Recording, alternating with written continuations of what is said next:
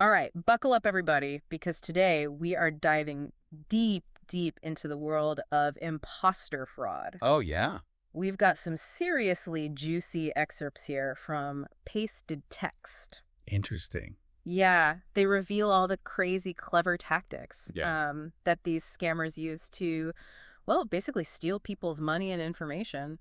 Yeah, it is. Well, it's fascinating, but also pretty terrifying, like how Effective. it is. Kind of chilling. But hey, forewarned is forearmed. Exactly. Knowledge is power. That's right. So, let's arm ourselves with some knowledge today. Absolutely. Have you ever wondered how these scammers can be so convincing? I mean, Oh, yeah. how do they manage to trick people, even those who consider themselves pretty savvy? Well, that's what I find so interesting about imposter fraud. Okay. It really plays on our basic human instincts, our trust in authority, our Cool. fear of the unknown, Yeah. even our desire to help other people. Makes sense. That's what makes it so scary.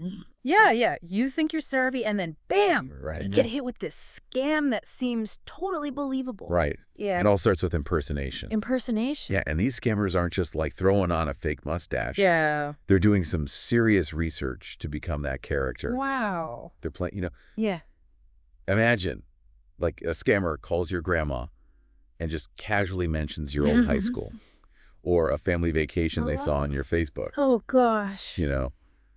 It instantly creates that sense of familiarity, making the scam yeah. that much more effective. That is creepy. Yeah, So they're basically weaponizing our online presence. exactly. That's why it's so important to be mindful of what we share online. But it goes beyond just gathering intel. Right. They also, master the art of building trust. Oh, good. You might use phrases like, for security purposes, Ah, yes. or to protect your account. Right, yeah. Buzzwords, designed to trigger that automatic response. Wow. And they often, mirror your communication style Oh, to interesting. create a sense of connection. Oh, wow. So it's like psychological manipulation Yeah, on top of the impersonation. exactly. It's a lot. And once they've established that sense of trust, Yeah. they turn up the heat, Okay. They might fabricate an emergency, like a fake arrest warrant, Oh, my God. a sudden tax audit, Right. or even a virus on your computer. Yeah. Anything to get you acting out of fear, not logic. Right. So that's when it gets really, really interesting. Terrifying, maybe is a better word, but it's how they exploit our emotions. Yeah. It's like they're pushing all the right buttons Pushing all the buttons. to get us to make impulsive decisions. Precisely. So let's say you get a frantic call Mm-hmm. from someone claiming to be your bank. Yep. They say your account has been compromised, right? Right. We need your PIN in immediately to freeze your account and prevent further theft. Oh, yeah. In that moment of panic, you might not even think twice Oh, no. before handing over sensitive information. Wow, that is scary. Yeah. Yeah, I can see how even the most cautious person could fall for that, for sure. And that's when they move in for the ask. Right. And it's rarely a straightforward bank transfer. Yeah. They'll ask for payment and gift cards, Yeah. wire transfers, cryptocurrency, things that are virtually untraceable. Okay, so that's a huge red flag right there. Human. If someone's asking you to pay in iTunes gift cards, Absolutely. something's fishy. Yeah. But what's really alarming is that it doesn't always end there, right? You're right. The scam might continue Yeah. with demands for more money to resolve the fabricated problem. Right. Or, having gained your trust, maybe even some personal information. Yeah. They might move on to identity theft. So it can spiral into a much bigger problem Absolutely, than just yeah. losing some money. Oh, yeah. And that brings us to the various types of imposter fraud. Okay. You might be surprised by the range of tactics these scammers use. I bet.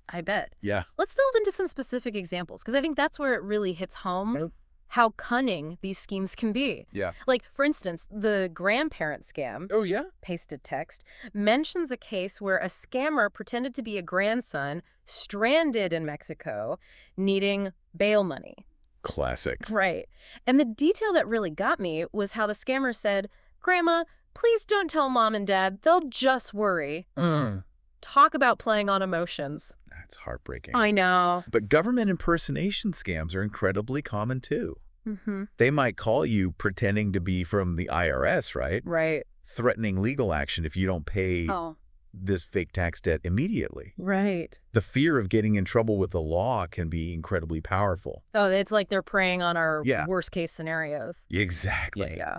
And the tactics they use are becoming well, increasingly sophisticated, Okay, this is all starting to feel a bit overwhelming. understandably. So let's shift gears a bit Sure. and talk about some ways to protect ourselves. Okay. What are some telltale signs that someone might be trying to scam you? All right. Well, let's see. Well, first off, any unsolicited contact should raise a red flag. Okay. So if you get a call, email, or text, Yeah. someone you don't know Yeah. claiming to be from a bank, government agency, or tech support, be very skeptical. Be very skeptical. Yeah. Got it. And never click on links or open attachments Okay. in unsolicited messages. You know, Right. it's like opening the door for malware, Yeah. phishing attempts. Speaking of phishing, can you explain a bit more about how that works? Sure. I know it's a common tactic, Yeah. but I'm not sure I totally understand it. So imagine you receive an email that looks exactly like it's from your bank, Mm-hmm.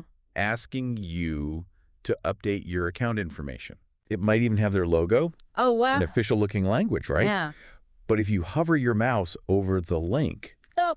you might see a suspicious web address that's not actually your bank's website.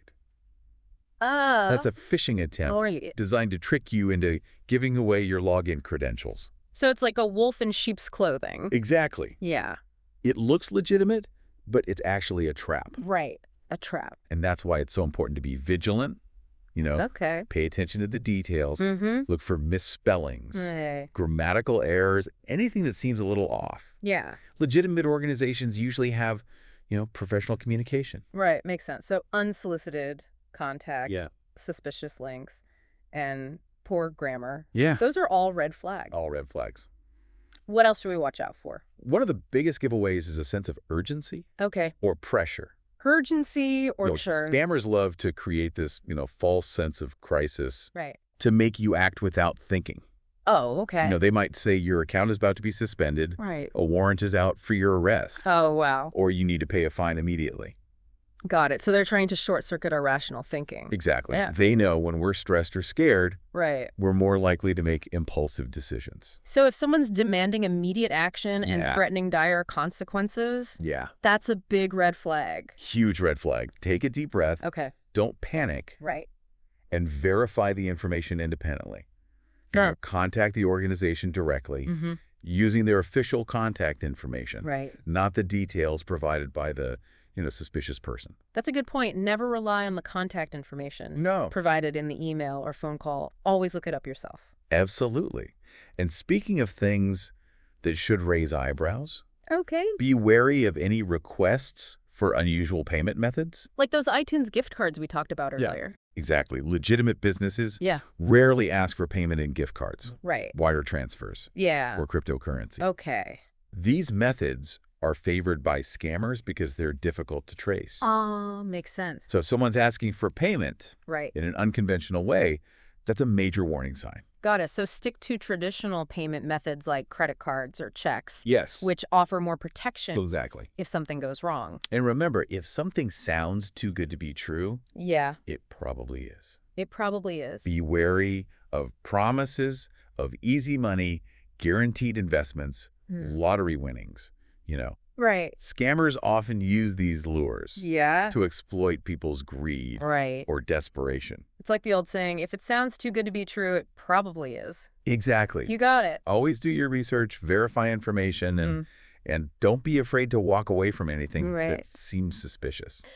Okay, so we've covered a lot of ground in terms of red flags and prevention. But what happens if, despite our best efforts, we fall victim to a scam? What are the immediate steps? Okay, so first and foremost, Yeah. stop all communication with the scammer. Okay. Don't reply to their emails, Right. answer their calls, Mhm. or engage in any further interaction. So cut off all contact Yeah. to prevent further damage. Exactly. Then Yeah. verify the claim independently. Okay. So if the scammer impersonated an organization, Right. contact that organization directly using their official contact information. So if someone claiming to be from your bank calls you, Yeah, hang up and call your bank directly using the number on the back of your card right. or their official website.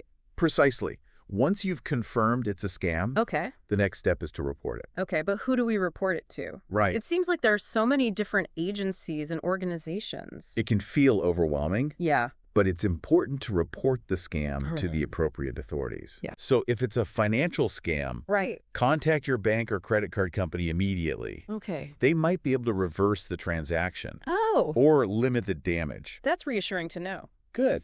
What about scams that involve government agencies or impersonation? For those, you can file a complaint with the Federal Trade Commission or FTC. FTC. Okay. They have a dedicated website for reporting various types of fraud. Okay. You can also report it to your state's Attorney General's office. Got it. And if the scam involves identity theft, should we contact the credit reporting agencies? Absolutely. Report it to Equifax, Experian, and TransUnion. All three. Okay. They can help you monitor your credit reports for any suspicious activity and place a fraud alert or a credit freeze on your accounts. And should we also report it to local law enforcement? Yes. Filing a police report is a good idea. Okay. Especially if the scam involved a significant amount of money. Right. Or if you feel threatened in any way. So it's basically a multi-pronged approach. Contact your financial institution. Report it to the FPC, the credit reporting agencies, and the police. Exactly. And while waiting for those reports to be processed, there are a few additional steps you can take. Like what? Well, start by changing your passwords for any accounts that might have been compromised. Okay. Make sure you're using strong, unique passwords for each account. And consider using a reputable password manager. To help generate and store those passwords securely. That's a great idea. Also enable two-factor authentication wherever possible. Two-factor authentication. Yes, it adds an extra layer of security by requiring you to enter a code from your phone or email in addition to your password when logging into sensitive accounts. So even if a scammer gets your password, they can't access your account without that second code. Exactly. And keep a close eye on your bank statements. Okay. Credit card bills and online accounts for any suspicious activity. That's a good reminder. Yeah. Regularly monitoring our accounts is crucial. It is. To catch any unauthorized transactions or changes. Exactly. And if you see anything unusual, report it to your bank or credit card company immediately. Okay. They can help you investigate. And potentially reverse any fraudulent charges. This is all great advice. But I think it's important to acknowledge the emotional toll these scams can take. Oh, absolutely. It's not just about the financial loss. No. It's the feeling of violation, the betrayal of trust, the shame of being tricked. Yeah, it can be really tough. It can be emotionally devastating. Yeah. And it's important to remember, like, it's not your fault. Right. These scammers are professionals. They know exactly how to manipulate people. Right. Don't be afraid to reach out for support if you need it. Absolutely. Talk to, a trusted friend or family member. Or seek professional help from a therapist or counselor. There are also organizations that offer support specifically for victims of scams. That's a good point. Yeah. Sometimes just talking about it can help alleviate some of the stress and shame. Absolutely. And it's important to remember that sharing our experiences can help protect others. Exactly. By talking about it, we can raise awareness and help prevent others from falling victim to these scams. So if you have a story to share, don't be afraid to speak up. Please do. Yeah. You might just save someone else That's from going through the same ordeal. Exactly. Knowledge is power. Absolutely. And sharing that knowledge is one of the best ways to combat imposter fraud. Couldn't agree more. Well said. And speaking of knowledge, before we wrap up this deep dive, I want to emphasize something you said earlier, that this is an ever-evolving landscape. As technology advances, so too do the tactics of these scammers. That's right. What are some things we should be looking out for in the future?